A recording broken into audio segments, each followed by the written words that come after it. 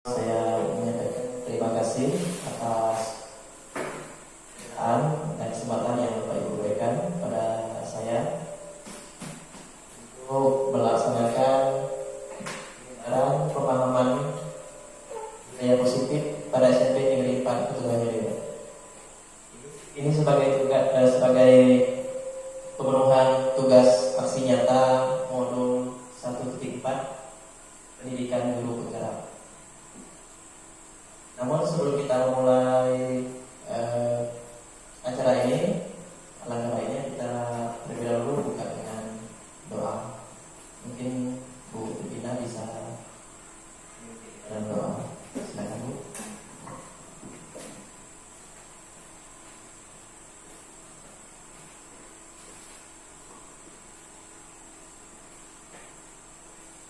Mari kita bersama dalam doa. Tuhan Allah Bapa kami yang ada dalam dunia sorga, terima kasih atas segala penyertaan yang sudah Tuhan berikan kepada kami. Kami bersyukur hingga saat siang hari ini Tuhan masih memberikan kami kesehatan, kekuatan, kemampuan dalam kami melaksanakan setiap aktivitas kami ya Bapa. Bapa, pada kesempatan siang hari ini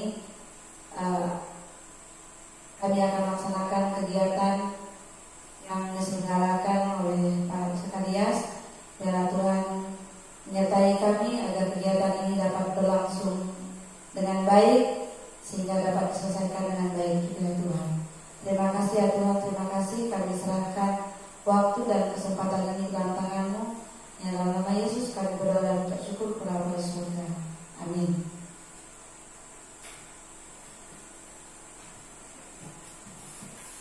Terima kasih kepada kita yang telah memberi kita dalam doa.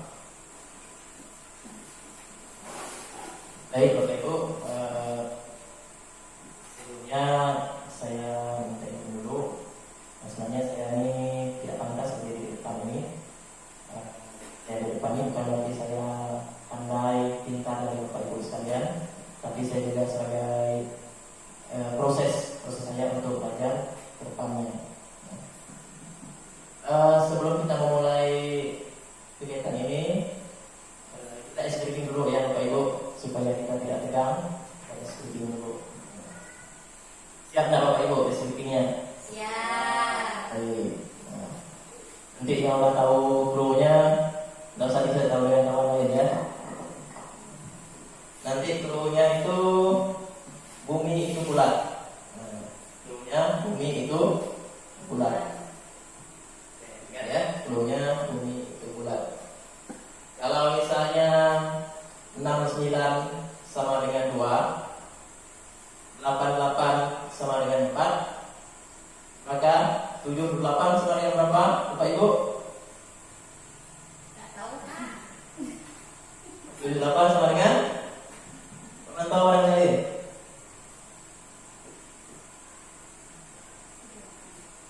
Tujuh 78 sama dengan? 3.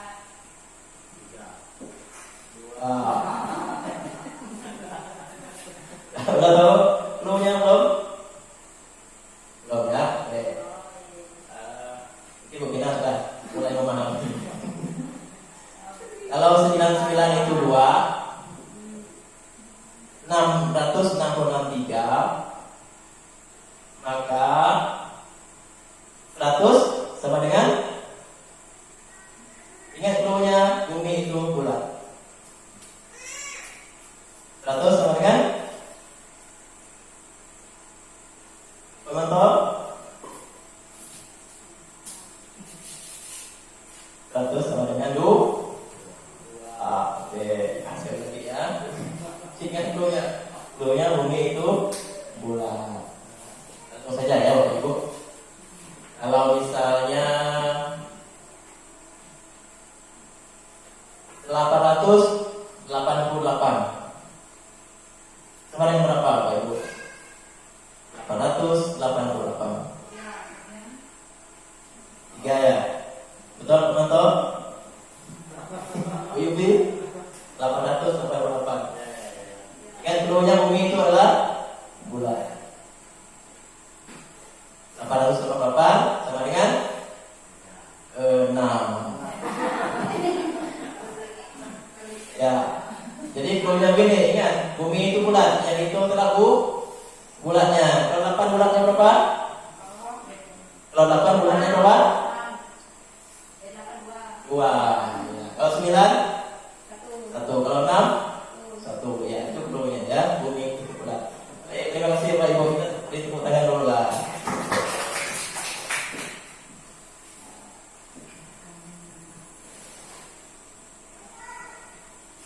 Baik Bapak seperti yang saya jelaskan sebelumnya tadi, kita ini merupakan sebagai pemenuhan tugas aksi nyata modul 1.4 pendidikan guru pegang, itu tentang menyebarkan pemahaman budaya positif di sekolah. Jadi saya ini di sini akan sharing mengenai apa saja materi yang telah saya dapatkan selama mengikuti program guru pegang ini kurang lebih 2 bulan. Ya. Tentang budaya positif di sekolah. Nampak ya penonton di belakang? Ya. Nah, budaya positif. Apa yang maksud dengan budaya positif di sekolah? Budaya positif di sekolah yaitu nilai-nilai dan kebiasaan di sekolah yang berpihak pada peserta didik agar mereka dapat berkembang menjadi pribadi yang kritis dan penuh hormat.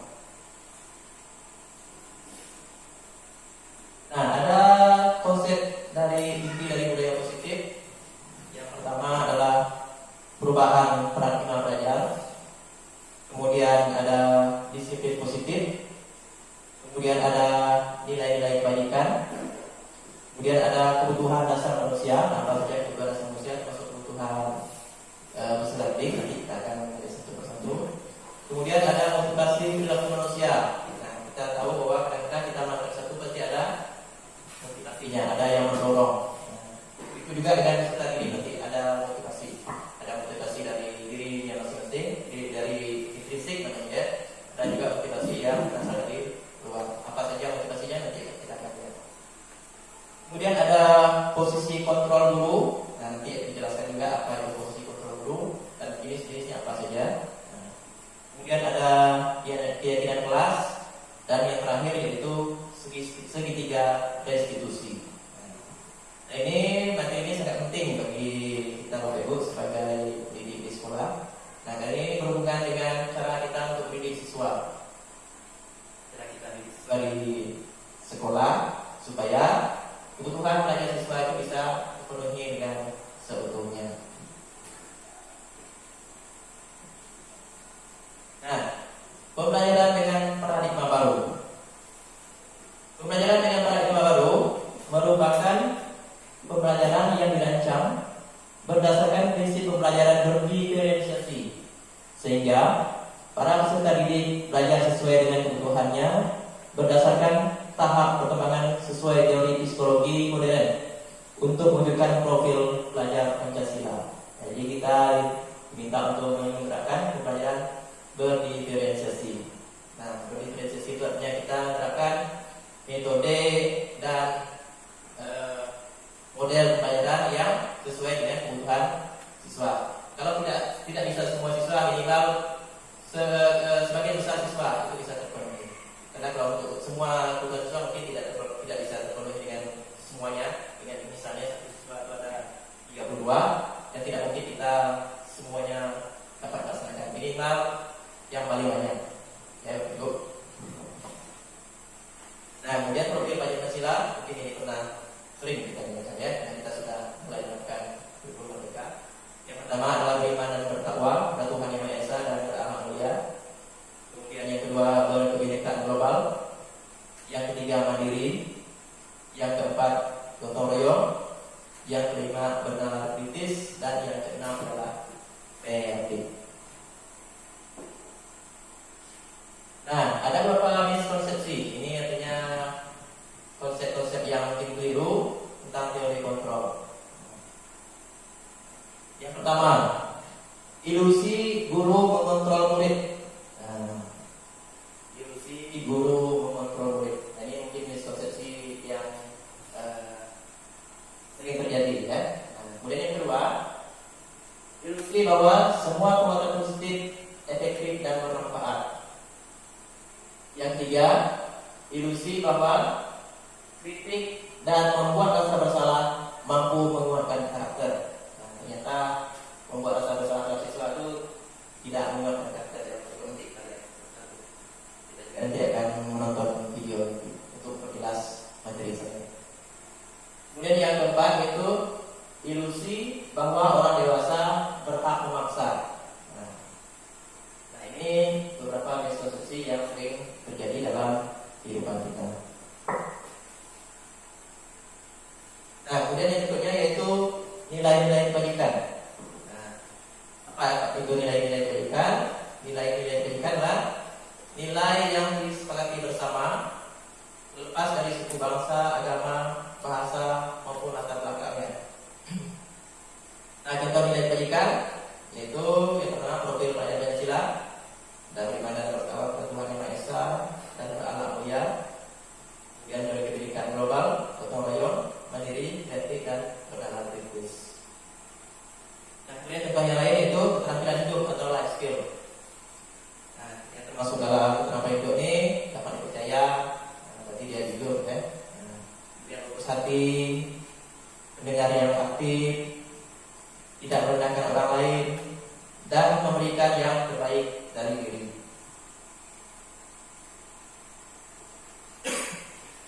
Nah, selanjutnya kita lanjut dengan kebutuhan dasar manusia. Kebutuhan dasar manusia adalah segala sesuatu yang kita lakukan untuk mendapatkan apa yang kita inginkan. Seluruh tindakan yang kita lakukan adalah dalam rangka agar kebutuhan dasar kita dapat dipenuhi dengan baik. Itu yang disebut dengan kebutuhan dasar manusia. Nah lalu, tadi sudah saya singgung sedikit mengenai kebutuhan dasar manusia. Secara umum, kebutuhan dasar manusia itu terbagi menjadi 5. Yang pertama, nah ini alamiah ya, bertahan hidup. Nah, bertahan hidup ini meliputi makanan, pakaian, tempat tinggal, keamanan dan kesehatan. Yang kedua yaitu kasih sayang dan rasa diterima. Nah, kasih sayang dan rasa diterimanya meliputi rasa diterima, dipedulikan, berbagi, kerjasama, menjadi bagian dalam kelompok. Yang ketiga yaitu penguasaan.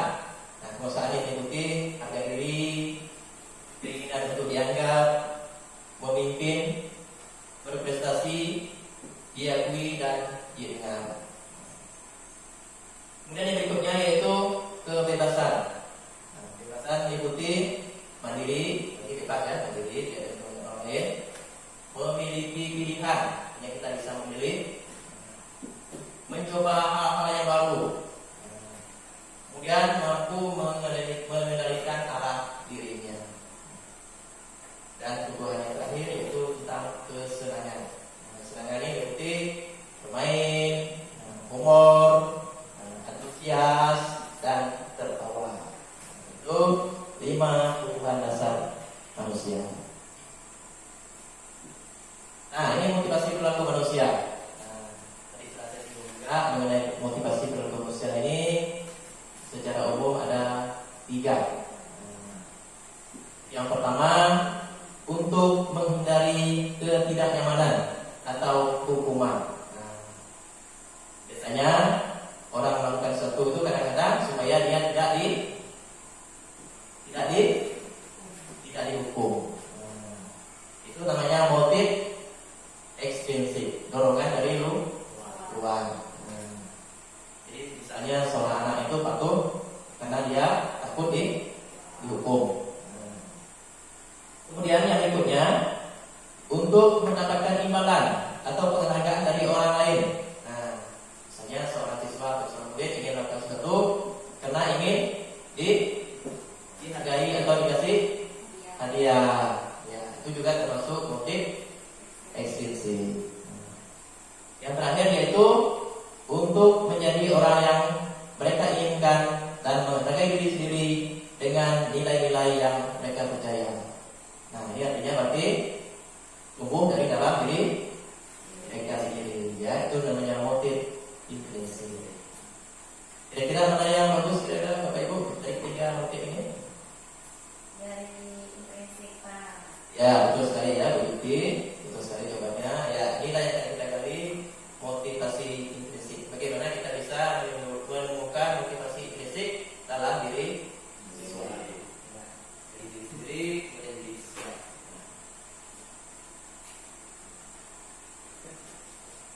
Nah, kemudian hukuman. Nah, hukuman, konsekuensi dan restitusi. Nah, hukuman. Kalau hukuman itu tidak berencana, terjadi secara tiba-tiba. Murid tidak tahu apa yang akan terjadi, atau tidak dilibatkan. Nah, biasanya bersifat satu orang atau hanya dari guru saja kan? Hanya dari guru saja. Berupa hukuman fisik atau psikis. Misalnya disuruh keliling dengan push up, seperti masuk kekerasan fisik. Ya. Nah, sebelum lanjut ke konsekuensi, mungkin kita mengingat kembali waktu kita masih di sekolah.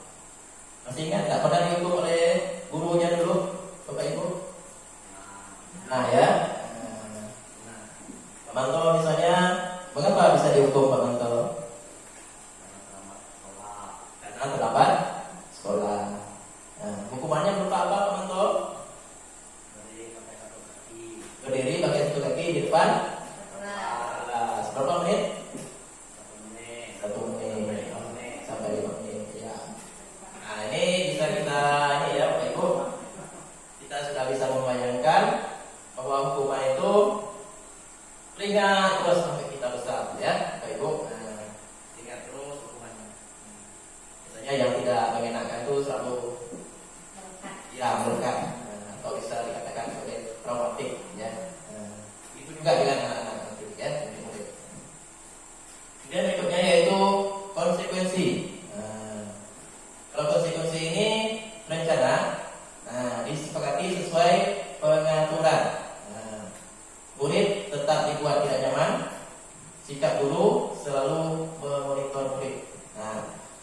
Mengenai konsekuensi ini biasanya kita lakukan, membuat perjanjian dengan siswa atau siswa sendiri membuat suatu kesepakatan yang disebut dengan istilahnya kesepakatan kelas. Di situ siswa diminta untuk membuat kesepakatan sendiri-sendiri. Setelah itu kita sebagai guru menyimpulkan bersama-sama. Lalu, dan juga konsekuensinya, misalnya di kesepakatan kelas itu siswa harus mendengarkan guru. Nanti konsekuensinya apa kalau tidak mendengarkan guru? Nah, itu ada seperti itu ya. Itu namanya kesepakatan kelas. Nah, kesepakatan kelas ini akan nanti diturunkan menjadi namanya keyakinan. Ya, keyakinan kelas. Kalau keyakinan kelas ini berarti dia sudah lebih abstrak lagi ya, Bapak Ibu. Misalnya di kesepakatan kelasnya masuk tepat waktu. Berarti keyakinan kelasnya adalah disiplin. Itu ya, Bapak Ibu. Kemudian misalnya dilarang mencontek. Kesepakatan kelasnya. Berarti keyakinan kelasnya mandiri boleh? Ya, jujur bisa juga ya. Mandiri juga bisa ya. Jadi tidak ya sendiri-sendiri ya. Ini seperti itu ya Bapak Ibu, mengenai kesepakatan kelas dan keyakinan kelas. Baik, kita lanjut mengenai yang berikutnya yaitu restitusi. Nah, restitusi ini yaitu proses menciptakan kondisi bagi murid untuk memperbaiki kesalahan. Proses kolaboratif, berarti ada kerjasama yang dulu yang mengajarkan murid untuk mencari solusi sendiri. Jadi siswa ini bukan kita yang mengharuskan nanti, bukan kita yang menyuruh, tapi dia bisa menemukan sendiri solusi dari permasalahan yang dia hadapi. Ya. Nah, ada 5 posisi kontrol guru. 5 posisi kontrol guru. Yang pertama yaitu gurunya penghukum. Sedikit-sedikit menghukum, ya. Sama sedikit. Apa tadi teman-teman bagi diri sebelah ya.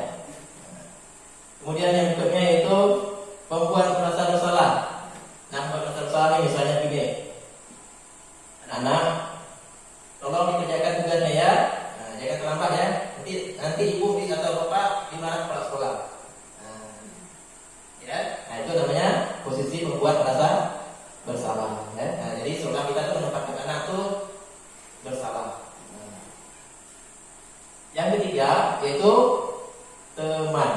Nah, kita ini memposisikan diri kita sebagai guru itu sebagai teman. Nah, indikatornya misalnya anak-anak, tolong bantu ibu ya, nah, atau tolong bantu bapak ya, untuk tidak ribut. Nah, itu berarti posisi sebagai teman.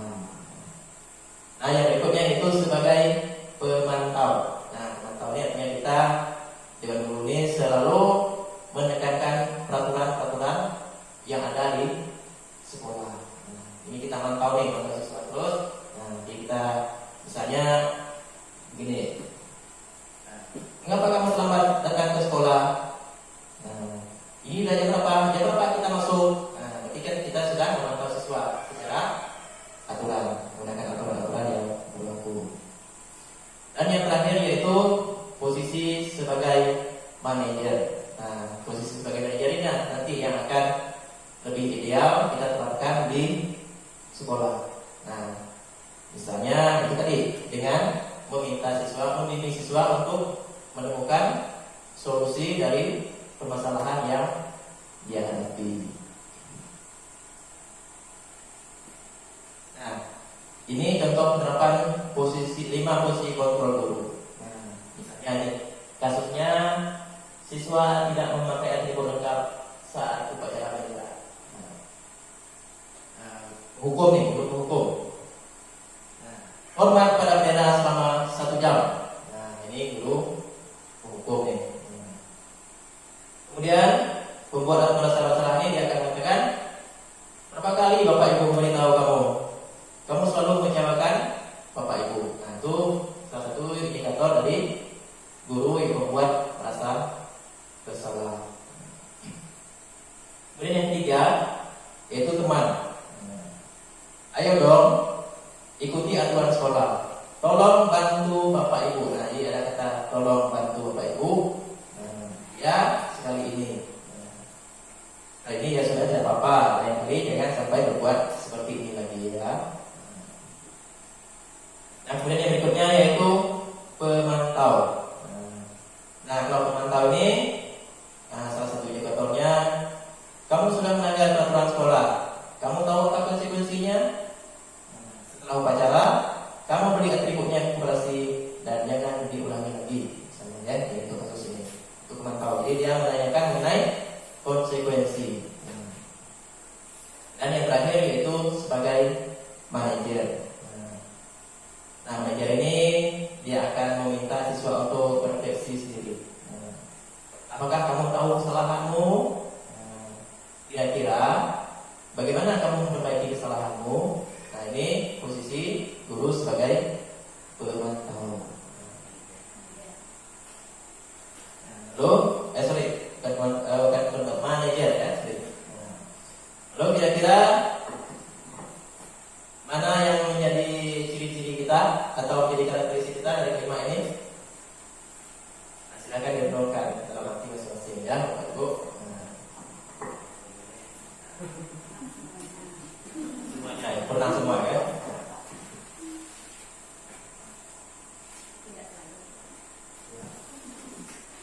Nah, misalnya ini, saya kecewa sekali dengan kamu. Ini apa nih? Ya, membuat merasa bersalah. Kamu tidak pernah benar melakukannya. Tahu ya. Nah, kemudian apa rencanamu untuk menyelesaikan masalah ini? Ayolah, lakukan demi Bapak Ibu ya. Kamu tidak pernah mendapatkan nilai jika tidak mengerjakan tugas. Dari ini tadi. Lebihnya ke pemantau ya, Bapak Ibu, pemantau. Ada konsekuensi ya. Ya. Dari kita mulai paham ya, Bapak Ibu.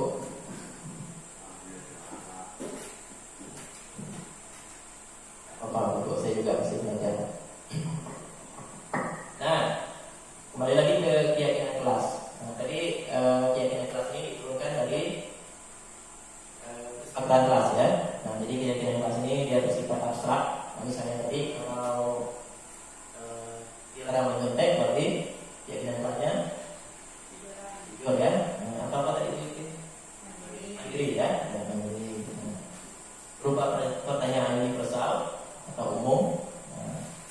dibuat dalam pernyataan positif. Artinya menggunakan kata-kata yang memotivasi ya, seperti itu. Nah, kemudian keyakinan kelas juga sedikit saja agar mudah diingat, misalnya disiplin tadi, kemudian percaya diri, jujur, sesuai dengan kondisi kelas. Kemudian semua warga sekolah atau warga kelas dilibatkan dalam membuat keyakinan kelas.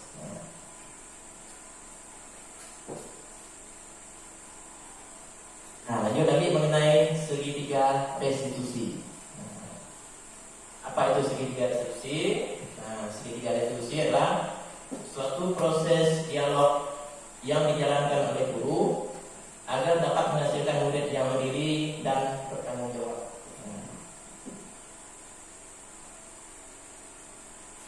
Nah, tahapan dari segitiga restitusi yang pertama yaitu menstabilkan identitas. Yang kedua adalah validasi tindakan yang salah. Dan yang ketiga adalah menanyakan keyakinan. Dan nanti kita akan lebih dalam ini dalam video lagi ya, Pak Ibu. Saya nanti akan menjawab Ibu menonton video bagaimana cara menyelesaikan kasus anak menggunakan segitiga restitusi. Nah, pertama tuh pasti menstabilkan dulu. Karena siswa kalau berkasus kan pasti dia awal itu emosi kan, emosi atau marah atau nangis atau gimana kan. Jadi stabilkan dulu. Kemudian barulah kita memvalidasi tindakan yang salah. Misalnya, kamu tahu nggak kalau ini salah atau ini tidak sesuai dengan keyakinan kita, misalnya, kalau kita namanya validasi tindakan yang salah. Kemudian yang berikutnya yaitu menanyakan keyakinan. Misalnya, nah, bagaimana cara kamu untuk mengatasi masalah ini ke depannya? Nah, misalnya kalau siswa ngantuk, misalnya ngantuk di kelas, nah, bagaimana caranya supaya tidak ngantuk? Dengan atau tidur lebih itu ya Bapak Ibu, perlu diskusi tahapan segitiga restitusi. Nah, ini yang pertama tadi menstabilkan identitas. Berdasarkan prinsip membuat kesalahan adalah bagian dari proses pembelajaran. Nah, ini bisa kita lakukan, misalnya berbuat salah itu wajar. Bisa juga kita menstabilkan supaya kita lebih tenang lagi mengatakan itu ya, berbuat salah itu wajar. Kemudian tidak ada manusia yang sempurna. Bapak Ibu juga pernah melakukan kesalahan atau melakukan itu, misalnya ya. Kemudian Bapak Ibu tidak mau mencari siapa yang salah, tapi ingin mencari solusi dari permasalahan ini. Kemudian yang berikutnya yaitu kamu berhak merasa begitu. Nah, ini salah satu contoh-contoh dari tindakan-tindakan yang kita lakukan di tahap menstabilkan identitas. Nah, kemudian berikutnya yaitu validasi tindakan yang salah. Nah, berdasarkan prinsip setiap perilaku mempunyai berupaya memenuhi suatu kebutuhan tertentu. Misalnya, kamu pasti punya alasan mengapa melakukan hal itu. Jadi kita tanya alasannya kan, misalnya ngantuk ya. Kemudian, padahal kamu bisa melakukan yang lebih buruk dari ini ya. Nah, kemudian kamu patut bangga karena telah melindungi sesuatu yang penting buatmu. Kemudian kamu melakukannya karena mempertahankan sesuatu yang penting bagimu. Ini bagian dari validasi tindakan yang salah. Dan yang terakhir, langkah yang terakhir yaitu menanyakan keyakinan. Nah, menanyakan keyakinan ini berdasarkan prinsip teori kontrol bahwa pada dasarnya kita termotivasi secara intrinsik. Itu tadi ya Bapak Ibu. Jadi kita ini menginginkan siswa itu melakukan sesuatu yang memang khusus termotivasi dan secara dari dalam. Jadi tidak karena dihukum, tidak karena diberi penghargaan, ya. Kita menemukan motivasi intrinsik dari siswa atau murid. Nah, misalnya kita menanyakan keyakinan kelas kita. Nah, misalnya kalau siswa menyampaikan tadi kan, keyakinan kelas kita yaitu jujur, percaya diri. Kemudian nilai-nilai apa yang telah disepakati bersama? Ini berarti berasal dari kesepakatan kelas. Dan kita juga bisa menanyakan kepada murid mengenai seperti apa gambaran sebuah kelas yang ideal menurut kamu. Dan yang terakhir, kamu ingin menjadi orang yang seperti apa? Nah, nanti mereka akan berkembang sendiri, mereka akan berpikir secara mandiri. Nanti kita tinggal menuntun saja. Nah, tutup. Dalam penerapan program disiplin positif, hendaknya guru memiliki standar kepribadian, profesional, dan sosial yang baik, di mana guru mampu merefleksi dirinya dalam misi kontrol saat ini. Bagaimana perjalanan dirinya sebagai among. Nah, among ini merupakan filosofi dari kejadian KKN menjadi manajer. Jadi kita ini dituntut untuk menjadi seorang manajer dari posisi kontrol guru yang menuntun murid-murid menjadi insan yang mandiri, merdeka, dan bertanggung jawab. Nah, ini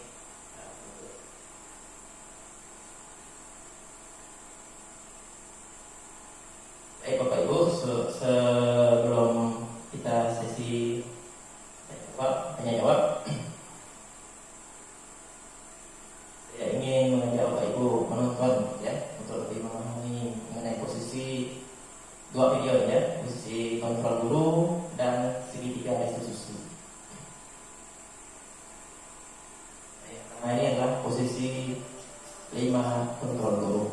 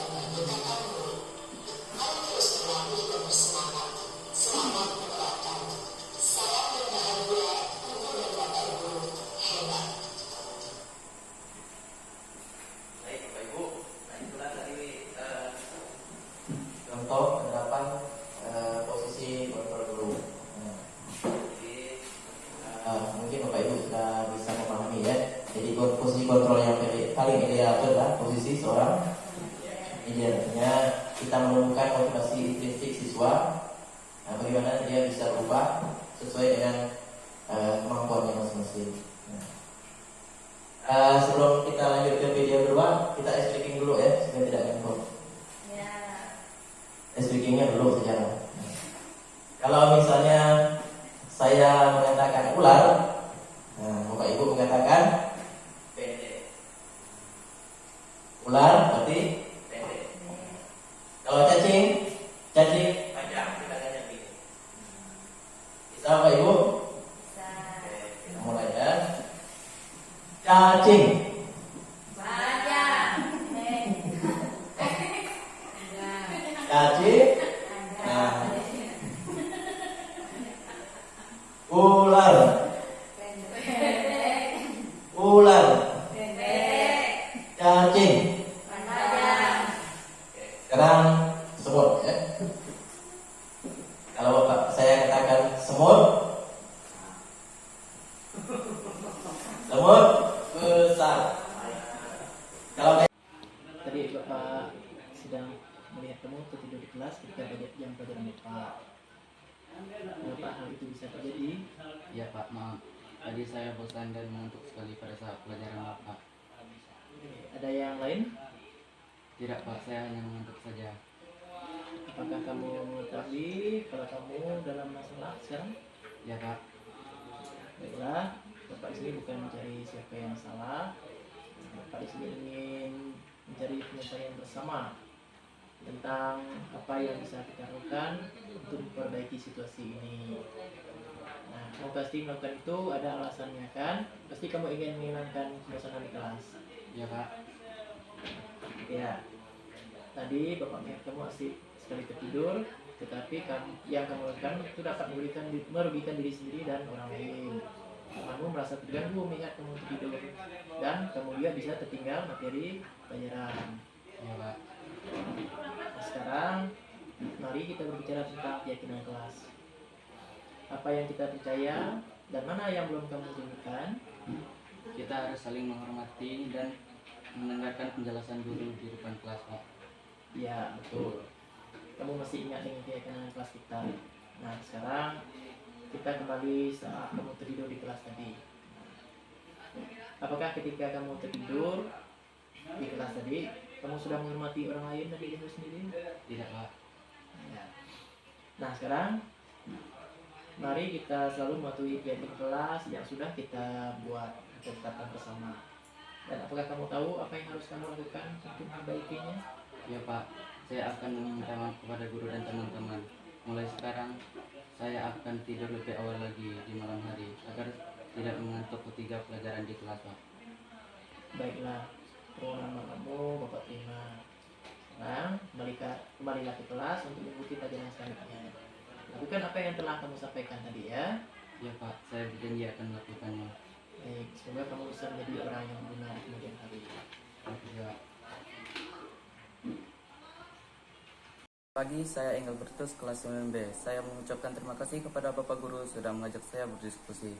Saya sangat senang sekali setelah saya menemukan solusi atas kesalahan yang telah saya lakukan. Saya berjanji tidak akan bergadang lagi dan tidur lebih awal di malam hari agar saya tidak mengantuk di dalam kelas. Terima kasih.